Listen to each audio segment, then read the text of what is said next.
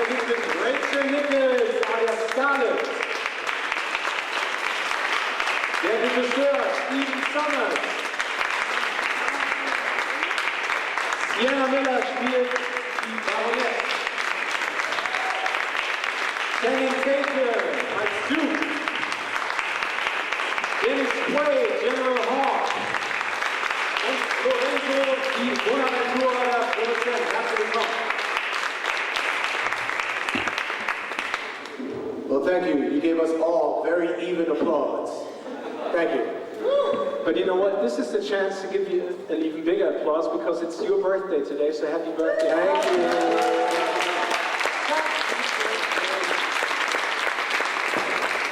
Even that was even. Y'all feel even. I like that. Thank you. 21 years old. 19. Welcome to Berlin. It's great to have you here. Lorenzo, the first question I would like to address to you from all the way over here. Hi, welcome to Berlin. You seem to have a close relationship to Hasbro.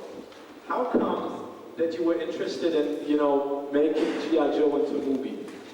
Well, G.I. Joe is a fantastic mythology, and some people make the mistake of thinking it's a toy movie. It's really not. It's based on a comic book and an animated series that they did over 300 between the two, and it has incredible characters, and that's the thing that I think attracted both me and Steve to the story is these guys and men and women had existed in this comic book, and unlike most comic books, they hadn't killed everybody off. So they have these really advanced backstories with one another, and that presented a new challenge.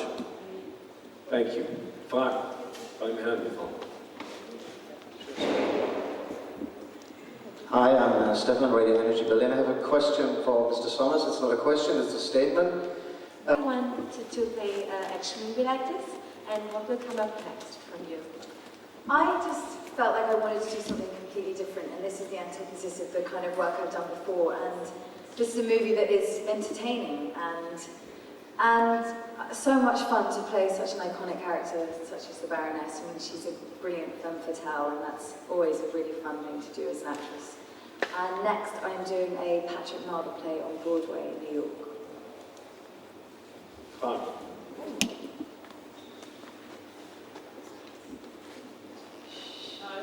Your colleagues, Travis from Munich. This is for all the action guys. How did you prepare for the role? How did you work out? What did you do to get in shape for the role? Man, we worked out real hard, me and Chan. I mean, that's how we formed our bond. I miss you, man. You all good, man. I miss my buddy. They split us up on purpose. Good job. But I had to put on 30 pounds. And Chan had to take off about 30. So we was in the gym. We just kept pushing each other to work harder and harder and harder because we knew we was taking our shirts off, and I didn't want to be crackhead skinny for all the world to see. I wanted to have abs to Really, there's nothing like crying alongside a grown man to establish a bond with one another. When you're sitting there and they're killing you and you're just laughing at each other. Yeah, you just keep that girlish screams that we had lifting the weights to each other. I warned them all that it was a very tough movie to make, and they better be in great shape, and they took it seriously. And I know that Rachel put on 15 pounds of solid muscle. I was very proud of her. You keep telling me to put it back. Yeah, I like girls with curves. But that was the key. It's like playing a sport. It's 6 months of intense work. I told them you better be in shape for it, and they all took it seriously and got in great shape for me. The baby got a question.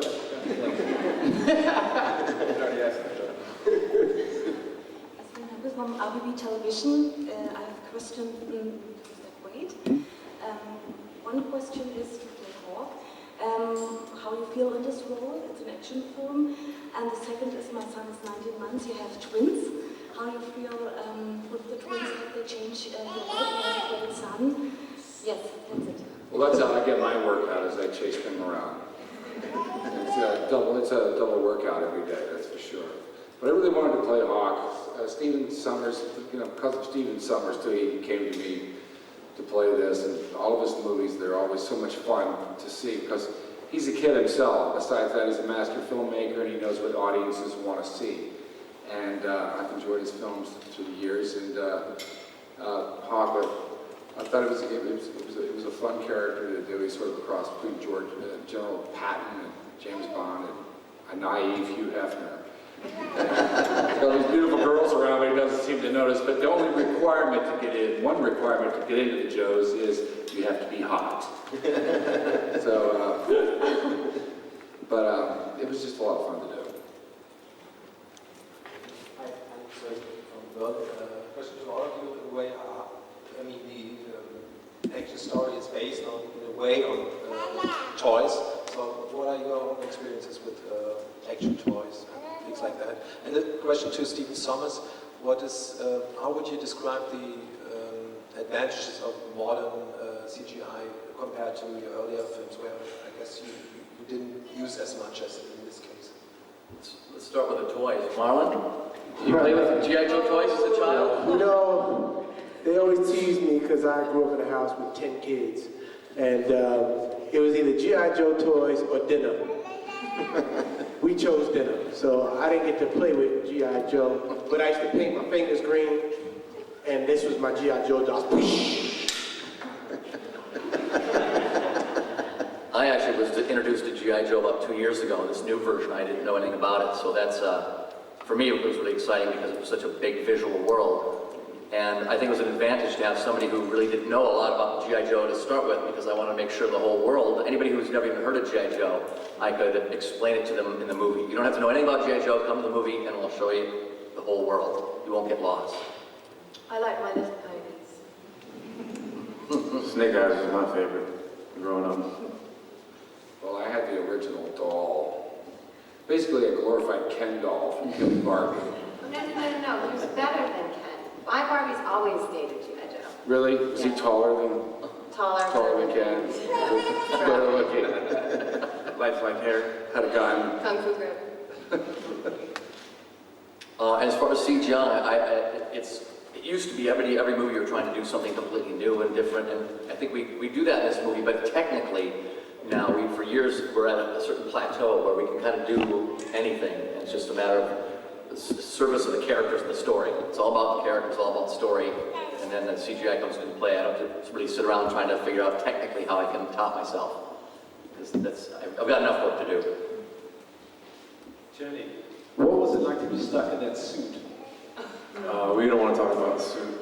That thing, we called it the devil's condom. It was maybe the most horrible thing that we swore that we were going to hold Stephen down. If we could have got our hands on any chloroform, we were going to knock Stephen out and put him in it and like chain it together or something so he couldn't take it off. It was, your hands just go purple and your extremities just go numb within 15 minutes of being in the thing.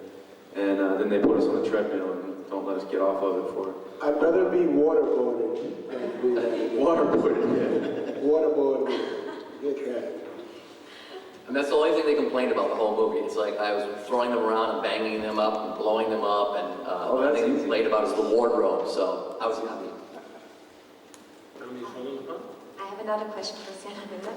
On IMDb, we see no new movies coming out, so was there a conscious decision to take a break from cinema and go to theater? I don't know if I actually ever make conscious decisions. I'm quite a spontaneous person. It depends on the mood that I'm in. But, you know, after G.I. Joe, it's such a big release and it's such a huge movie that I felt that I could take some time and go back to theatre, which I really love doing. And if Patrick Marlborough asks you to do one of his plays and I'm English, then you do it. So I'm really excited about doing that, and then hopefully, you know, we'll be back to doing films next year. Words about Hippie Shake. Why did you make that face? I'm not really sure what's happening with Hippie Shake, but I've seen it and it's a really lovely film.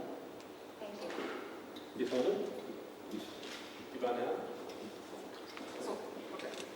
Hello, this is Christian from Hamburg, and my question is kind of linked to what my colleague was asking before. He was asking about toys, and I want to know, what were you dreaming about? Did you want to be as a child, like Spider-Man or Batman? Did you dream about being a comic hero, and who was it to all of you? I kind of like Superman, because Superman, even though he was Clark Kent, he was still like Superman. Batman, you take his costume off, you take that belt, and I'll whoop his ass. I mean, you know, Batman ain't tough. He just got some cool gadgets, you know. So, but Superman, you know, you got to fly out and find some kryptonite. Otherwise, you know. So Superman was definitely, and Spider-Man, because in my house we had roaches, and I used to get bit by roaches, and then try and crawl up walls, and it didn't work. Yeah, Roach Man. And what did you want to be, Lorenzo?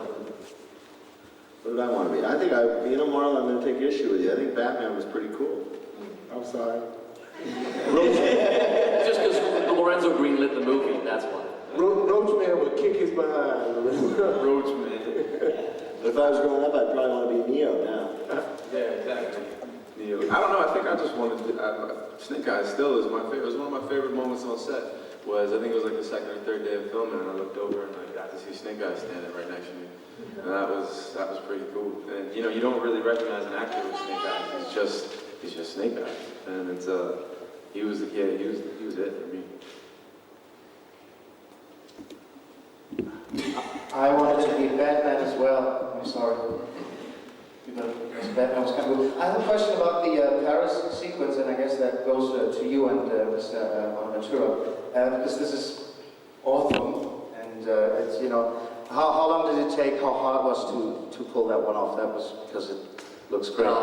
Seriously, over 1,000 hours of figuring it out. We had to first we had to write it, then we had to storyboard it, then we did pre-visualization, which is like doing a cartoon of it, and then we did just have meeting after meeting with every department, trying to figure out, you know, shot by shot how we were going to do it, where we were going to shoot it, you know, all the layers that go in. We have to shoot a piece of it in Prague, a piece of it in Paris, a piece of it in LA, and then put it all together in London.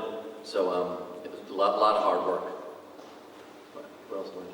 You know, Stephen did an amazing job with that. I think it's one of the best action scenes I've ever been involved with and I've ever seen. It's really an incredible thing. And what's so interesting is that you put all that time into preparing it that he was talking about, and then you get on the ground and you try to shoot it, and it all changes. You know, and you know, it's actually the scene that we used to persuade many of our cast here to come aboard, is we had done a pre-visualization of it, and we were trying to describe to people what we were trying to do in this movie. We showed them that, and that was pretty much, they were like, they'd look at us at the end of it like, we're going to do that? Yeah, we're going to do that. It's so me. He showed me that. I was like, I got to do this. You too. Pretty much. And then they told me I wasn't actually going to be able to run 80 miles per hour and run through walls and jump over cars. Don't tell them. Rachel, we're talking the whole time about G.I. Joe being a boy's toy, but you get to join the action with Sienna. Can you tell us about the fight sequence and what you had to do and how long it took and what was it like? Yeah, Sienna and I had the luxury of 6 weeks of really hard training to learn this fight sequence in the movie, which is one of my favorite scenes and one of hers as well. And we trained for 6 weeks and we worked with mixed martial arts, and we had a great team of people that was there to sort of guide us, because it's sort of like learning a dance, and we wanted this not to be just a wimpy girly fight. I know you agree. We didn't want it to be a wimpy girly hair-pulling fight. We wanted it to be really sort of brutal, and I think we were successful in that. Yeah. Fine.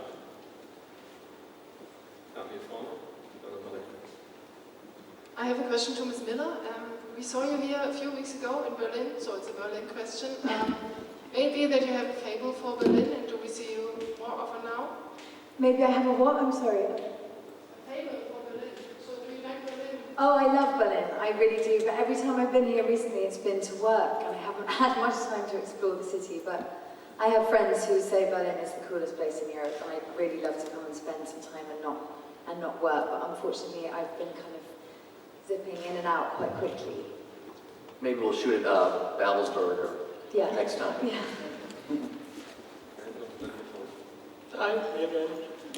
This is about the actors, with all the CGI involved in the movie. What did you actually see when you shot the movie on set, and what did you not see, and how did you deal with that?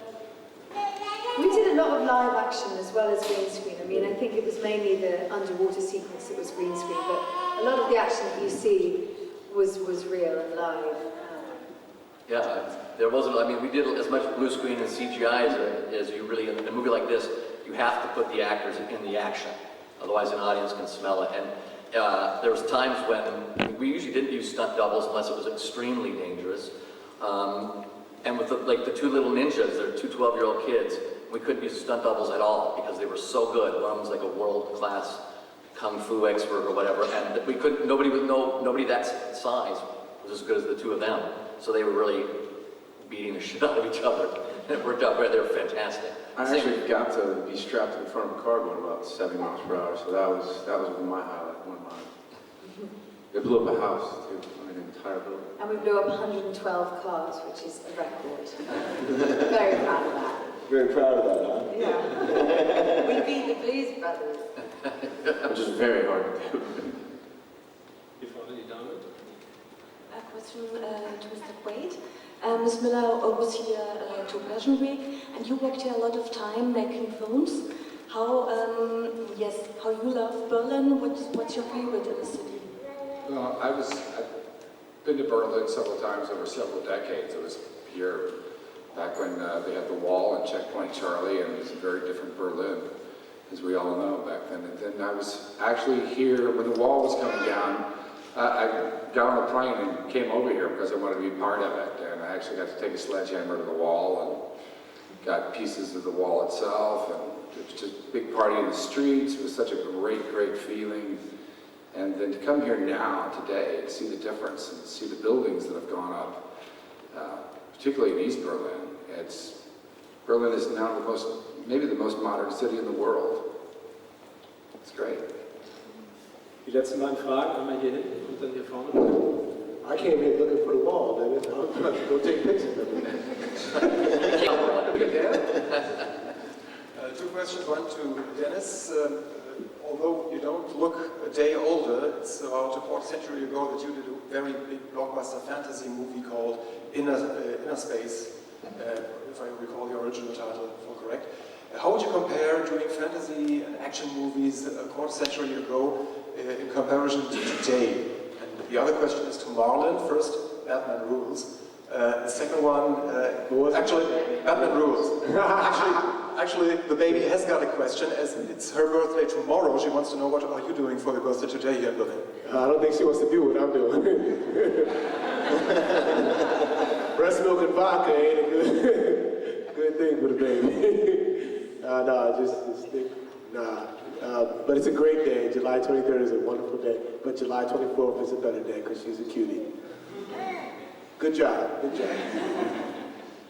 Well, the things that we used to sit in an audience and go, wow, about 20 years ago, would now look very primitive, I think. I mean, I go back and, with my son watching Star Wars now and to see what was available back then, all at the time, it was just blew everybody away.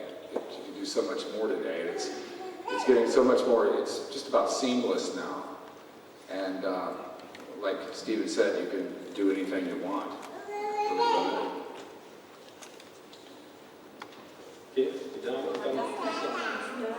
First, would you sign up for a second part, and why? And second, what are your favorite action movies?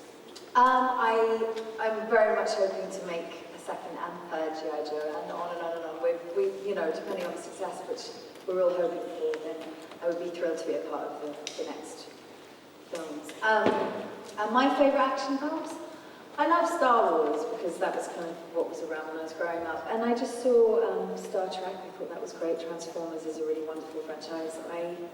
I'm a real big fan of all of these kind of films at the moment. I think it's really fun in the climate that we're existing in to have pure escapism, and that's what it feels like G.I. Joe is. So this is probably my favorite. A bit biased, but G.I. Joe.